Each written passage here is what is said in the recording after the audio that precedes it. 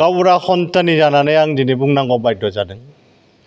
बाध्यआ गावबुराफ्रा दे BTC मोनखांनायनि उनाव दिनै बिटिआर मोनफैबाय। बिटिआरनि समाव सरकारा गावबुराफोरनि जेनाखि मोनथाय बे मोनथायखौ दिनैसिम सुफुंना होआखै।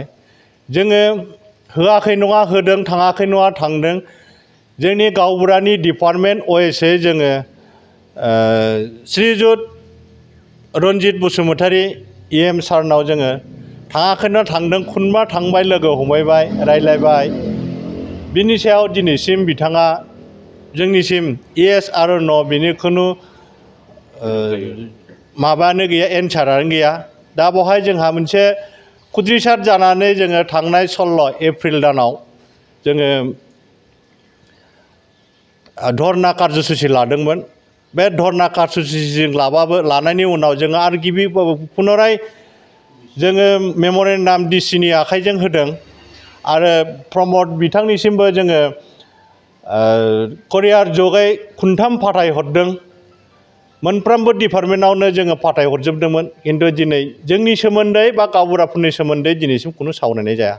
मानोना गावबुराफ्रा गोदो आन्दलन समाव गावनि जानायखौ दोनथ'नानैबाबो बन फाननानै जाग्रा जा, मागिनानै जाग्रा जा, बिथांमोननि नामखौ लानानैबाबो जोङो थाइसे खरि खांनानै, थाइसे खेन्दा खांनानै जोङो बड'लेण्ड मुभमेन्टआव जोङो बयनिफ्रायबो बिनानै जोङो एफा खेन्दा सहाय होनानै जों हरदोंमोन।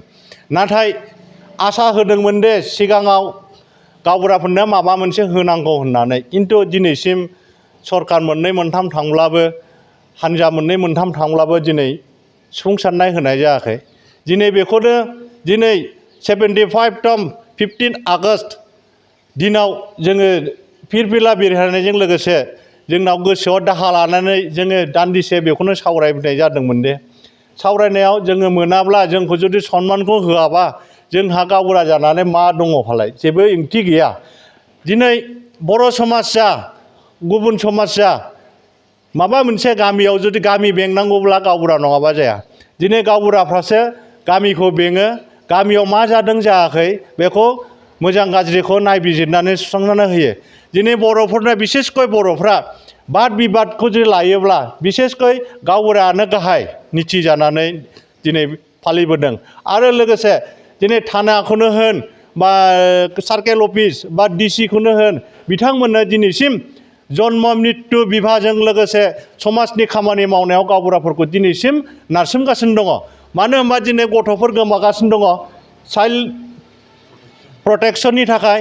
आरो दिनै उन्दै गथ'फ्रा दिनै हाबा जागासिनो दं। बेफोरखौ होबथानो थाखाय रिसेन्टलि नै दाख्लैसो जोंनो